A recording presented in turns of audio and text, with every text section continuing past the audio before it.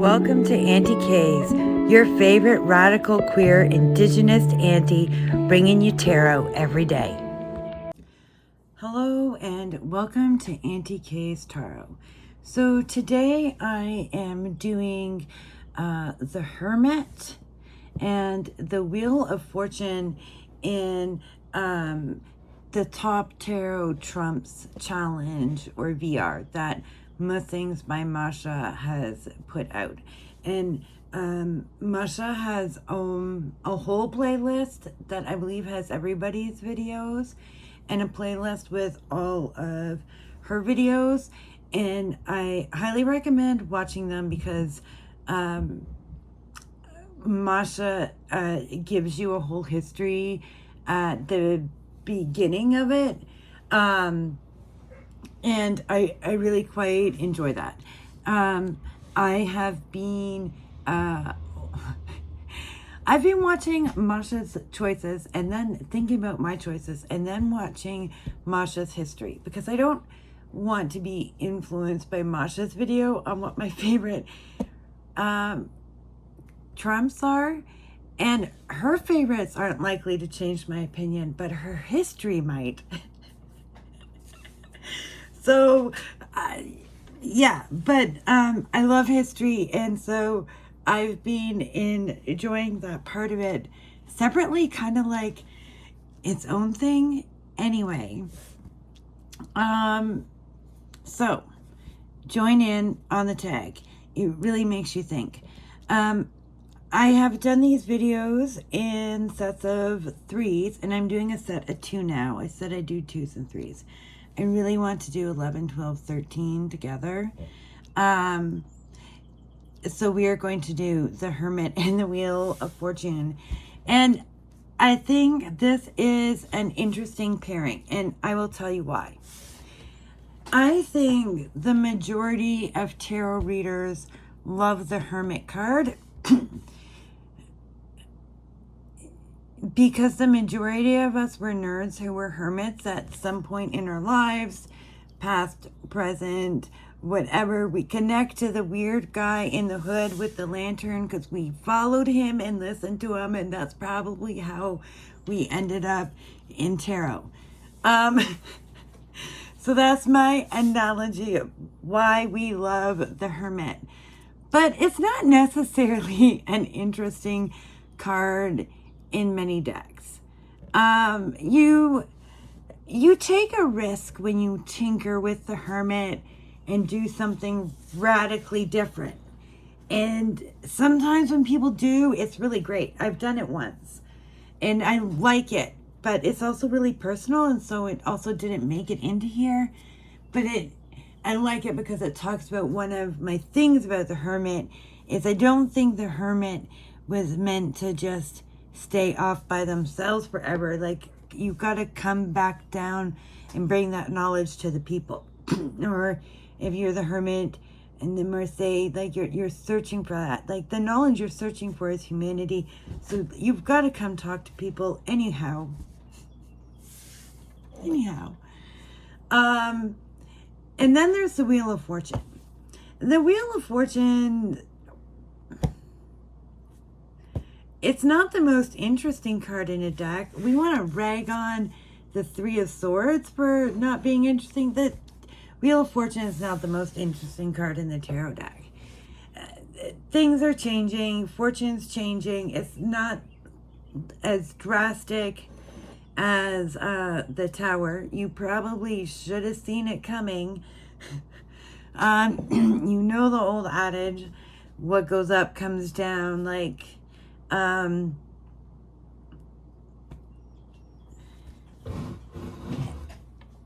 so it talks about useful things. Like, we need to have the World card. We need to have, like, a card that's not like, this is scary, you're gonna cry, but a card that's like, suck it up, motherfucker, shit's changing. We need a Wheel of Fortune in tarot and in life. So I appreciate the Wheel of Fortune, but it's just never the most interesting card. I think I like the Marseille Wheel of Fortune best because it's kind of interesting. What are these sphinxes doing? What's going on? I like to think of the fortune aspect of it too. I do. I like to think of that aspect of it as well, and I think that fits together. So these are my thoughts. I don't know that you can mess around with the Wheel of Fortune too much without like changing it and having it not work. But at the same time, there's all kinds of ways that you can represent the Wheel of Fortune. And so that's cool too. The Hermit,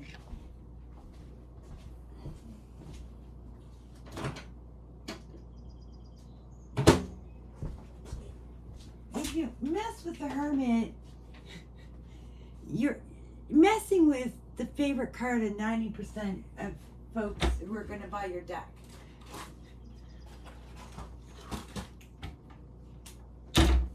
So, you know, it's up to you. So, in my Marseille Prendre Vie, which is the Hermit in the Wheel of Fortune that I am showing here, in the Marseille Prendre Vie, I recreated the Marseille because it's a Marseille deck. I just made it really modern. I love the Hermit card for the colors. And while the majority of cards in this deck are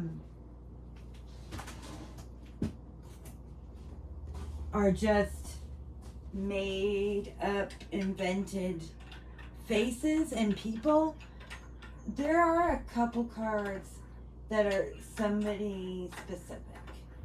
And with the exception of telling you that the Queen of Cups, who that specific person is, was not actually relevant to you as a reader. So I didn't say anything. But this Hermit is a friend of mine who has multiple PhDs. You can see him on my channel. I interviewed him. It was 3 hour-ish long videos on Islam and anarchism. Dude's a hermit. The Hermit. Also, even more fitting is the hearings for Columbia University. The non-tenured professor who they fired on international television because he certainly did not receive any notices of being fired previous to that. It never did. That's the professor who they, twisted his words and on national television said this non-tenured professor will never work here again, mark on his record. That person is my Hermit card, Muhammad Abdu.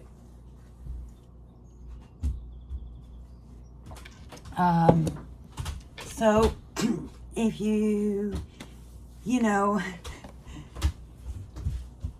those who knew him knew he was a hermit.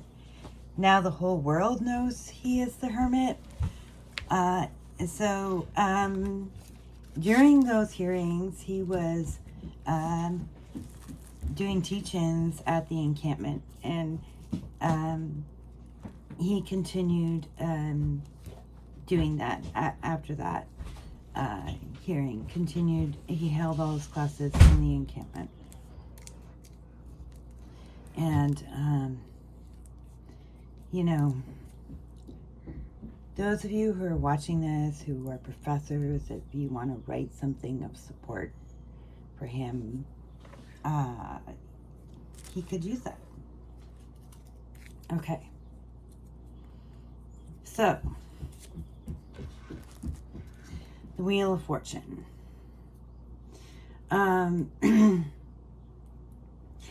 I just made this card fun.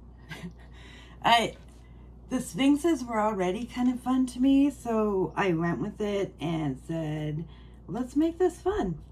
Let's knock this up and make this fun. And so that is how it ranks as one of my favorite Wheel of Fortune cards.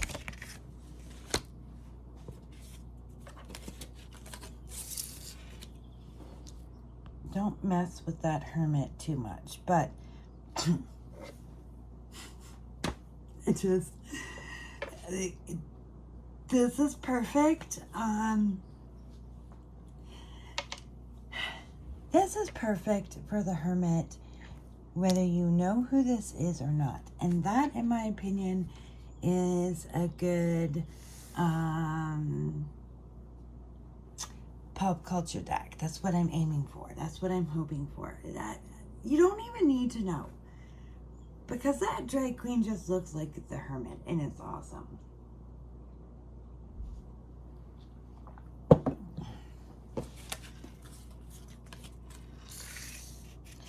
And I love me a wise, mysterious. This is from Fortune Queens. This is from the Enchanted Garden or Enchanted Forest. Tarot of the Enchanted Garden.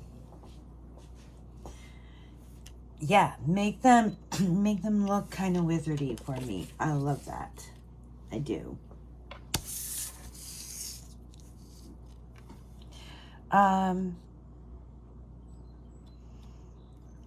This one ranks as beautiful.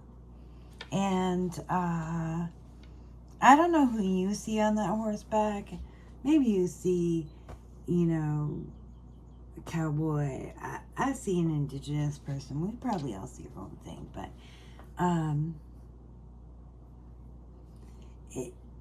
its imagery is very close to a specific indigenous imagery.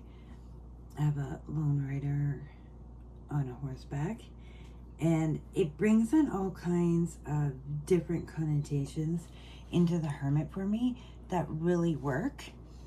And it also doesn't mean that, like, lone person out on the stars seems like the Hermit to me.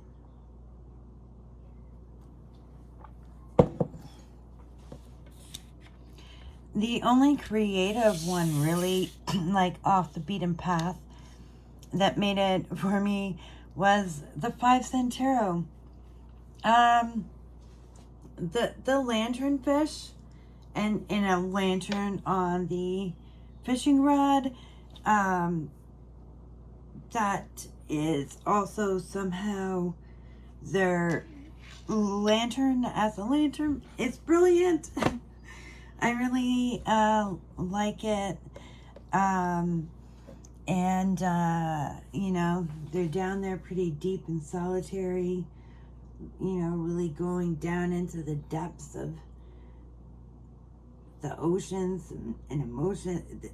Yeah, it's hermity. There was a few others I had out, and then I was like, no, I'm going to make it 5.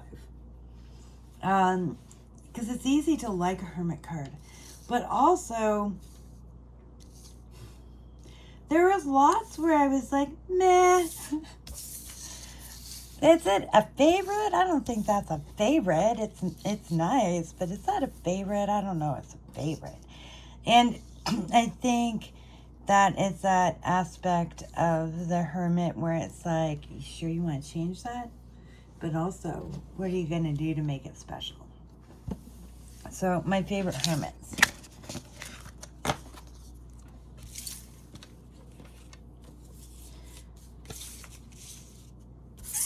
So, I already talked about why I love this Hermit. That is from my deck, the Marseille Prone de Vie. I'll try and remember to put a link to my decks in the description box, which will not include this because there was only the one printing. The Landback Tarot. So, the Wheel of Fortune can just be blah. But there's so many other things that mean the same thing. And so, I have the symbol for the mirror that comes from my people, which essentially has similar ideas to as above, so below. And the mirror, as above, so below, mirrors itself in what we consider to be the shape of the wave in our culture. I made it curly here, but it's actually more, geometric. It's the shape of the wave. It's also the shape that we consider to be the Milky Way. And because as above, so below, right? And the changing of the seasons. So I loved it. And even if you don't know everything that's in here, like, it still makes sense, in my opinion. Okay. And so what else made the cut for me? It can be really basic, so make it fun. And these see no evil, hear no evil, speak no evil monkeys make it fun for me. I like it. And so that's where it ranks for me. A lot of my decks have an imagery very similar to the Next World Tarot's Wheel of Fortune. And that's okay, but I think this one did it best. And I think that's how I feel about it. I do think aesthetically the RWS's traditional image is not as attractive as the Marseille Wheel of Fortune.